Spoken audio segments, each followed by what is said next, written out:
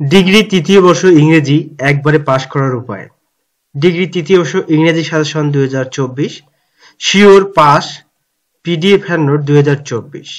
মাত্র 2 থেকে 3 দিন পরে পাস, যারা কিছুই পারো না তাদের জন্য। শিওর পাস পিডিএফ এর নোট 2024, মাত্র 2 থেকে 3 দিন পরে পাস, যারা কিছুই পারো না তাদের। এখন পাস মার্ক তোলার জন্য তোমাদের কি কি করতে হবে আমি এখানে নির্ধারিত সময় দিয়েছি।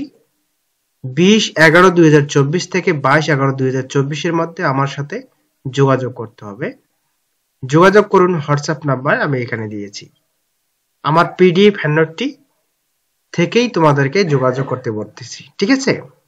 তো এই নির্ধারিত সময়ের মধ্যে যোগাযোগ করবা, তাহলে আমি তোমাদের পাস মার্ক তোলার জন্য সর্বদা সচেষ্ট থাকবো এবং তোমাদেরকে সেই বিষয়গুলো অ্যানাউন্স করব। এখন আসো আমি তোমাদেরকে ফ্রিতে তোমাদের পাস মার্ক তোলার কিছু সাজেশন দেই। 3টি বিভাগ থাকবে। প্যাসেজ রাইটিং এ 10 mark, grammar writing 20 mark, writing part 50 mark, তোমাদের টোটাল হচ্ছে 80 মার্ক। এই 80 মার্কের পরীক্ষা তোমাদের অনুষ্ঠিত হবে। আর তোমরা অলরেডি যারা ইনকোর্স পরীক্ষা দিয়েছো, তোমাদের কলেজ থেকে এখানে 20 মার্ক থাকবে। তো এই 20 মার্ক তোমাদেরকে কলেজ থেকে থাকবে। এখন প্রশ্ন হলো, এই 20 মার্ক যে কলেজে রয়েছে এই ইনকোর্স পরীক্ষার, এই 20 মার্কের মধ্যে তোমরা কত মার্ক পাবা, তোমরা কত মার্কের অ্যান্সার করবা এবং কলেজ থেকে কত মার্ক তোমাদেরকে হাতে থেকে দেবে এবং কত মার্ক হচ্ছে তোমাদের পাস মার্ক। তোমাদের আমি একটা ক্যালকুলেশন করে দেখাই। তোমাদের কলেজ থেকে 20 এর মধ্যে ধরো তোমরা 8 পাবা, ঠিক আছে? 8 এর বেশি তোমরা কখনোই আশা করবা না। এবং 40 মার্ক তুলতে তোমাদের লাগতেছে 32।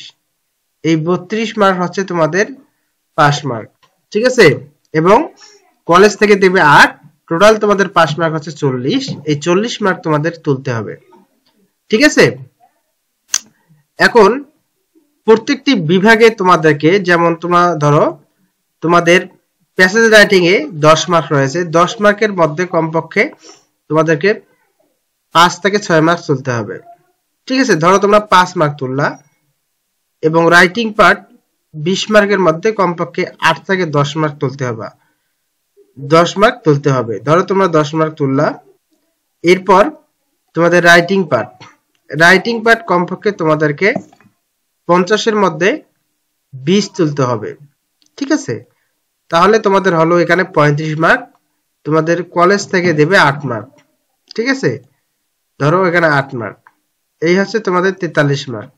তো তোমাদের ম্যাক্সিমাম পাস মার্ক হচ্ছে 40, ঠিক আছে?